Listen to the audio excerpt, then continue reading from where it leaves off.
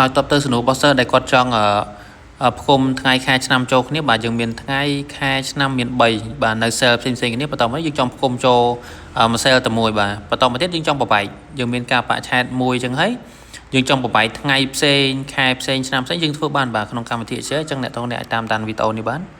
បាទដំបូងខ្ញុំមានថ្ងៃបាទថ្ងៃនេះយើងមានវាយចូលធម្មតាទេបាទថ្ងៃ21ខែ1 2026បន្តមកទៀតយើងចង់ផ្គុំបាទយើងចង់ផ្គុំវាចូលគ្នានៅមួយ cell បាទអញ្ចឹងអ្នកទាំងអ្នកប្រើរូបមន្តមួយឈ្មោះ date បាទប្រើរូបមន្ត date នេះមក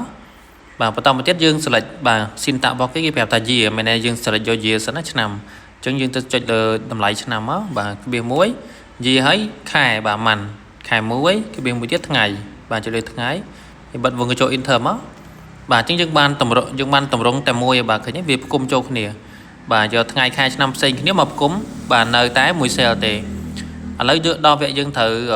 បបែកវាចេញវិញយើងមានការបកឆែតមួយហើយបាទមានការបកឆែតមួយហើយយើងចង់បបែកវាចេញមួយក៏យើងធ្វើបានដូចគ្នាបាទអញ្ចឹងយើងប្រើថ្ងៃប្រើរូបមន្ត day បាទប្រើរូបមន្ត day មកហើយយើងចុចលើការបកឆែតរបស់យើងហ្នឹងបាទអញ្ចឹងវាចេញវាទាញយកតែថ្ងៃ21មកបាទឃើញទេតើតើខែយើងប្រើរូបមន្តម៉ាន់បាទប្រើម៉ាន់មកចុចលើការបកឆែតហ្នឹងបាទអញ្ចឹងវាចាប់យកខែ1ឆ្នាំយើងប្រើរូបមន្ត year បាទអញ្ចឹងយើងអាចធ្វើបានទាំងអស់ណាអញ្ចឹងវាចាប់យកតែឆ្នាំទេបាទឃើញទេ